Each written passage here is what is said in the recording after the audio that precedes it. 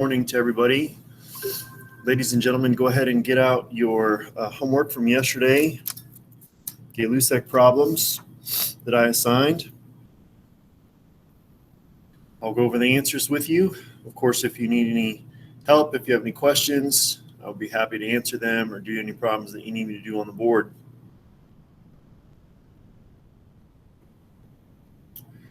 Again, Gay-Lussac laws problems that were assigned to you yesterday is where we're starting. All right, number one is 415 kilopascals. 415 kilopascals.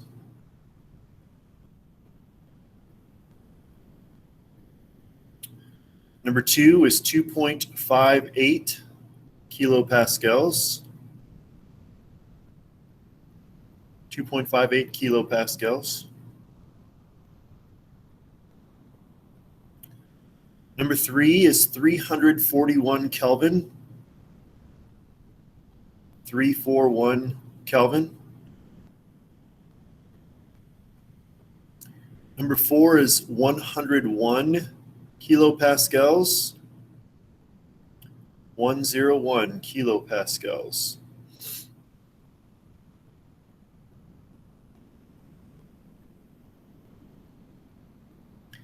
And number five is 100 kilopascals. 100.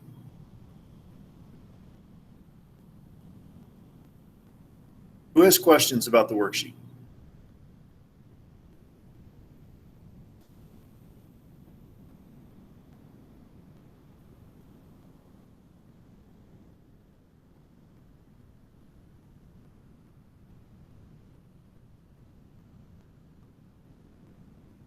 Nobody has any questions? I feel compelled to remind you that we're having a test on Friday. You'll have to be able to do these problems on the test.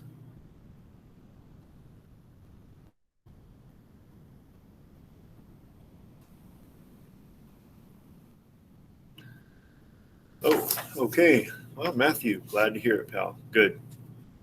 Ashlyn.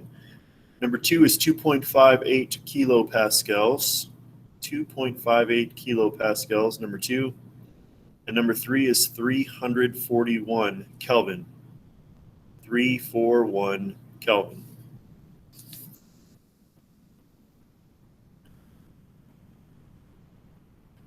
Okay, you're welcome, hon. All right, well, today we're going to look at a new scenario. I have a problem here for you. You can see on the screen. I've got a volume of a gas-filled balloon at 30.0 liters, 315 Kelvin, and 153 kilopascals. The question is, what would be the volume at STP? So at the end of the Gay-Lussac's gizmo, the very last question that I put on there yesterday, and I put that on there, it wasn't originally on there, was I asked you to see if you could come up with a relationship that would include all three of the variables that we've been studying, really putting together Boyle's law, Charles' law, and Gay-Lussac's law. And remember, Boyle's law is P1 V1 equals P2 V2, so that's a pressure-volume relationship. And then Charles' law is V1 over T1 equals V2 over T2. So there's a volume-temperature relationship. And then Gay-Lussac's law, of course, the one that you just finished last night, was P1 over T1 equals P2 over T2. So if we really study those three things, you see that P is multiplied by V. It's also divided by T, and V is divided by T. So if we put those three ideas together, we come up with what's known as the combined gas law. P1 V1 over T1 equals P2 V2 over T2. And so this now takes into consideration any situation where all three variables are allowed to change. In Boyle's law, Charles' law, and Gay-Lussac's law individually, one of the variables was always held constant, right? But now, if we combine them, we can look at a situation where for a particular amount of gas, a number of moles of gas that is kept constant, we can change all three variables. So as we look at the problem that I have on the board, I'm going to start it like I always do. P1, V1, T1, P2, V2, T2. So I'm just going to list all the variables, and we're going to put in what we know. Okay? It says, again, on the slide that I've got for you, the volume of a gas-filled balloon is 30.0 liters. So that's my initial volume, 30.0 liters. At 315 Kelvin, so that's the original temperature there, 315 Kelvin. Oh, that is not a very good K. And by the way, we've talked about this many times already, but don't forget that the temperature must be in kelvins to do these problems. If it's given in Celsius, you have to convert it by adding 273 to the temperature in Celsius. Okay, and then it says 153 kilopascals was my original pressure, 153 kilopascals. Okay, so then the question is, what would the new volume be? So there's my question mark, volume, and that should be in liters based on what we have above, at standard temperature and pressure. Okay, and I've told you guys last week and put on the directions to one of the worksheets pages what standard temperature and pressure were. And so it's just kind of my expectation that you're learning that. So several of the problems have asked you to solve things at STP. So you should recognize that standard temperature is 273 Kelvin. So we can just put that in. That's the same as 0 Celsius, 273 Kelvin. And that's just what is defined as standard temperature. And then we're in kilopascals. And so the standard pressure, which you've seen multiple times in kilopascals, is 101.325 kilopascals. And you will need to know these things for the test on Friday. Okay? Because you will probably encounter problems similar to this where you're asked to solve things at STP. And so we know 5 of the 6 variables, so all we have to do is simply rearrange our equation to solve for the variable in question, which in this particular case is V2. Okay, and so I'm going to do that. First, I'm going to multiply both sides by T2 because I want to get T2 out of the way. Remember, whatever you do to one side, you have to do the other. Okay, so that gives me P1 V1 T2 over T1 on the left side, and that's equal to P2 V2 on the right side. And then again, I need to have V2 by itself, so I need to get P2 away. So I'm going to divide both sides by P2. All right, so that's going to go in the denominator, divide both sides by P2. So I'm left here finally with V2 equals P1 V1 over T2 divided by T1 and P2. Okay, so now all I have to do is simply plug all of my given information right into this equation and just plug and chug on the calculator. So my first pressure is 153 kilopascals. My first volume is 30 liters. And my second temperature is 273 Kelvin. Divided by my first temperature, which was 315 Kelvin. And my final pressure, which is 101.325 kilopascals. I want to point out to you that the label kilopascals cancels. It's on top and bottom. And the label Kelvin cancels since it's on the top and bottom. And of course, the final label that I'm left with here is liters. Okay? And that is volume. So that's a good thing. And now I just have to plug this stuff into the calculator. So 153 times 30 times 273 divided by 315 divided by 101.325 equals this really big long number. Okay, and I'm going to write it up here so it's easier for you guys to see instead of writing it down below. All right. I've got 3 sig figs, 3 sig figs, 3 sig figs, 6 and 3. So 3 is my fewest number of sig figs. So the number the calculator gave me was 39.259. I need to round that. I want the 39.2, but the next number was a 5. So this is going to round to 39.3 liters. 39.3 liters.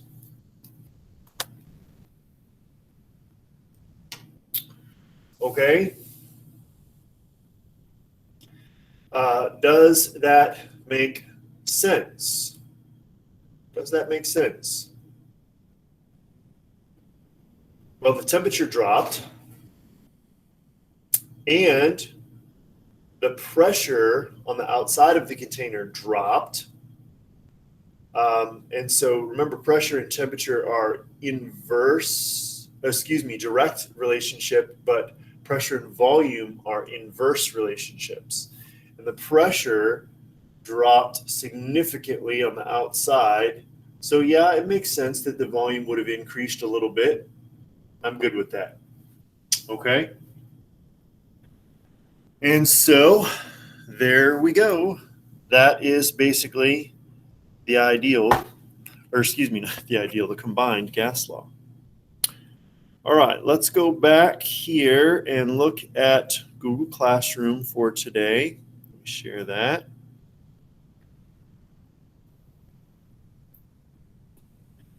And so you can see here that I have for you CK12 assignment on the combined gas law. I've been getting, oh, Jenna, go ahead, you have a question?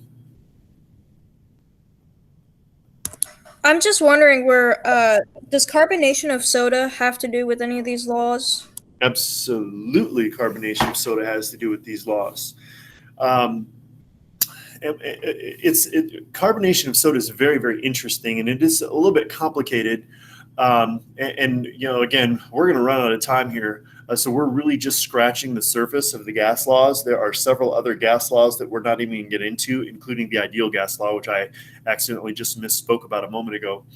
But one of the things that is an important point about gases is that, generally speaking, as temperature decreases, solubility of a gas increases. Okay? And so temperature plays a role there in gas solubility. So generally speaking, if you open a cold pop, very cold pop, versus if you open say a room temperature pop, especially on a hot sunny day, the amount of carbonation that escapes from the pop will be different. Okay, the pop should remain more carbonated when it's cold than when it's hot. Then there is the issue of, while the cap is sealed, the pressure is held constant, right? There's pressure on the outside of the container, but there's also the pressure on the inside of the container. When the cap is opened from your pop, or popped, or however, you know, whatever way you want to think about doing it, okay, now all of a sudden we change the pressure. The outside pressure isn't changing, but when we release the cap, the pressure on the inside instantly decreases. So with that decrease in pressure, we see that gas come out of solution, right? So the gas is dissolved in solution. Like, you can't see that it's in there as long as the container is sealed up, right? because of it's under high pressure on the inside of the container. So as soon as you crack the top open, we're immediately decreasing the pressure. And again, pressure increases solubility of gases. So gases, the gas laws very much affect what's going on in soda pop, but it's actually kind of stuff that we haven't gotten to yet. Some of that's called colligative properties. And we're going to run out of time, right? I mean, it's Tuesday. We got to have a test on Friday. We've only got a couple days left. And so that's a great question. I hope that I gave you a little bit of information to kind of satisfy you. We just haven't gone far enough to really go into any greater detail. But thanks for asking. That's a good question. Yeah, you're welcome. My pleasure. Okay, so back to Google Classroom here real quick. The CK12 assignment I've posted today is, of course, on the combined gas law. So you guys are very comfortable with that drill. Make sure that you read over that section, look at the sample problem that's there, watch any videos that are embedded, and then do the practice problems. And then also I have this worksheet for you to do today. And this worksheet, if you'll notice, it's from the same source that I've been using over the last several days, and it has the equation there at the top. But it's not word problems like the one that I put on the screen for you just a few minutes ago, okay? It's just conditions. So you'll notice here that in problem number 1, they've given you everything except for V2. Now, I did that same problem for you, not with the same numbers, but solving for the same variable, okay? So problem number 1 is a different problem, but I solved for the same variable in the sample problem just so that you would kind of see how that works. But again, you just use math to rearrange the equation however you need to rearrange it to get the variable that you need to solve for all by itself. So in number 1, you're solving for V2. In number 2, you're solving for P2. In number 3, you're solving for T2, et cetera, et cetera. And I also do want to point out that they've used different pressure units on these problems. So number 1 used atmospheres, number 2 used torr, number 3 used millimeters of mercury, number 5 used kilopascals, and then they reused some of the things.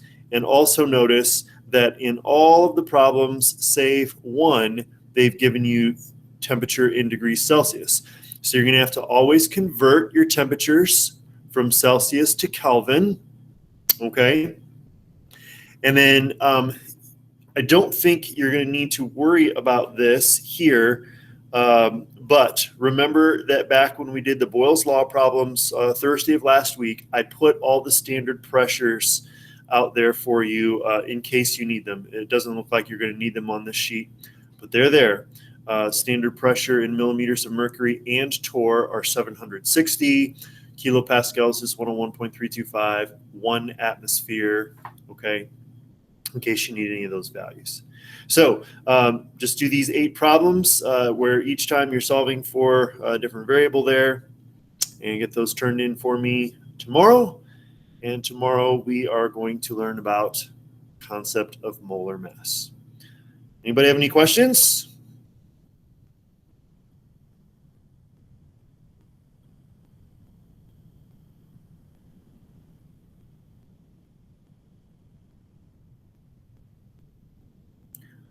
All right, guys, have a fantastic day. I'll see you tomorrow morning at 8:15.